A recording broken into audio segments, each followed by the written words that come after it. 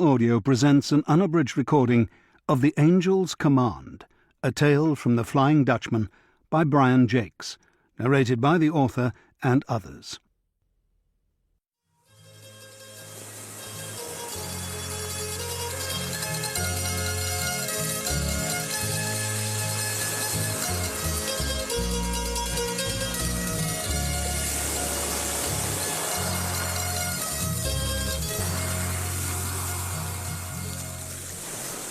The legend of the Flying Dutchman is known to all men who follow the seafaring trade.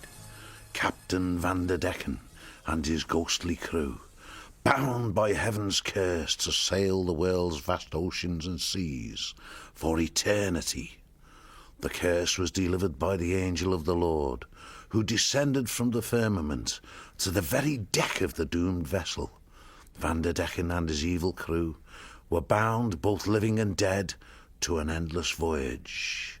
Only two were to escape the Flying Dutchman: a mute, ragged orphan boy, Ben, and his faithful dog, Ned. They were the only two aboard who were pure of heart, innocent of all wickedness. The angel had washed them both overboard in a storm off Cape Horn, castaways of the Flying Dutchman. Barely alive, they came ashore at Tierra del Fuego, the tip of South America. Unfortunately, they too were casualties of the angel's curse, destined to live endlessly without growing older by a single day. However, heaven, being merciful, decreed that Ben was granted the power of speech in any language. Additionally, he could communicate with the dog by process of thought. Thus began a friendship that was to last through many centuries. Given refuge by an old shepherd who lived on Tierra del Fuego, the two remained with the old man until his death, 3 years later. It was then that the angel commanded them to travel on, their mission to do good and help others wherever the need arose. And so they went forth, this strange blue-eyed lad and his faithful black Labrador, orphans of the mighty waters, travelling the world together, never stopping too long in one place, where folk they befriended would grow older and die. For Ben and Ned were eternally young. Wandering endlessly, commanded by an angel, haunted by Van der Decken's spectre, they went north up into the wild and untamed jungles, mountains and savannas of South America's wild continents. What adventures, untold sights and perils awaited our friends. This narrative follows their rovings. After several years, fate landed Ben and Ned back again near the sea, the Caribbean, whose coasts were home to lawless men, the buccaneers. I take up my pen to tell you the tale.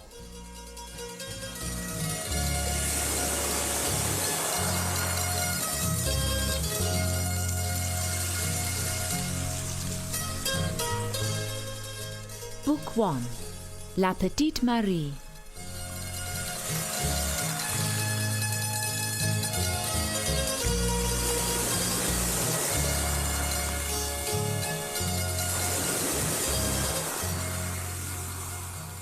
Chapter 1. Cartagena, 1628. Great and golden, like an enormous newly minted doubloon, the Caribbean sun presided over the waterfront. Ships of all nations, from salt-crusted skiffs to stately galleons, bobbed on their moorings, each craft facing bow on to the harbour wall. Children clambered and played upon the bronze cannons, fronting the jade and aquamarine waters of the wide Caribbean Sea.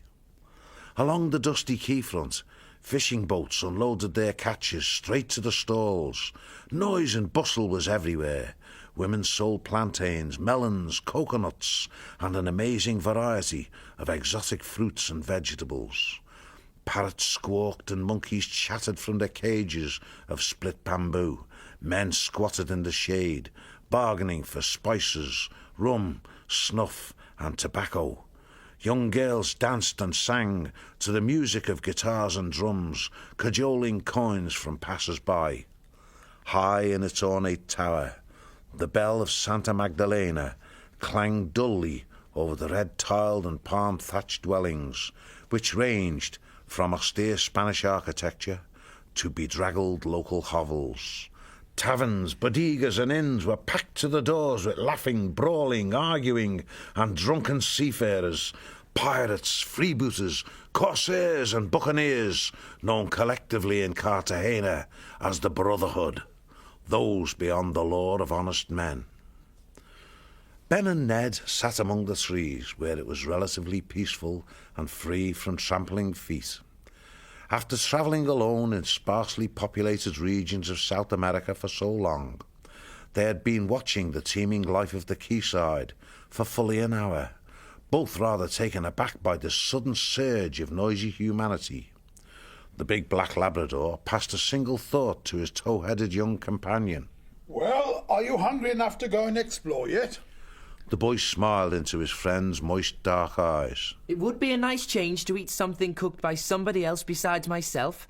Come on, Ned, let's take a look. The dog pondered his companion's thought for a moment, then rose gracefully and returned the mental comment. If I had hands instead of paws, I'd make a wonderful cook. I can't help being a dog, you know.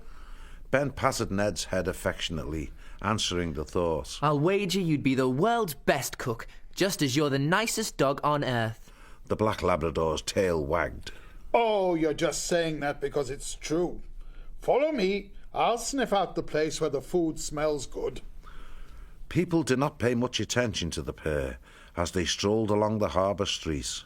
A tow-haired lad of about 14 years, dressed in an old blue shirt that lacked buttons, and a pair of once white canvas trousers, tattered and frayed at the hems, walking barefoot alongside a big black dog. Ned threaded his way between crates of live clucking chickens and barrels of still slithering silver-scaled fish. They skirted a crowd who were watching an entertainer wrap live snakes about his body. Ben stopped to watch the performance, but Ned tugged at his shirt tail. What do you want to do? Watch street shows or eat? Come on. Ben obediently followed the dog, his eyes drinking in the colourful spectacle of crowded humanity as he went. Ned halted at the front doors of Cartagena's biggest waterfront tavern and winked one eye at Ben. Someone's roasting beef in there. My mouth's watering. Ben's strange clouded blue eyes stared up at the swinging sign. Crude artwork depicted a grinning jaguar taking a bath in a barrel of rum. Below this, in scrolled lettering, was the name Rum Tigre. The whole aspect of the tavern was that it might once have been the home of some prosperous Spanish merchant. To keep listening to this audiobook, I've left you a link in the description so you can do it, at no cost thanks to Audible's 30-day free trial.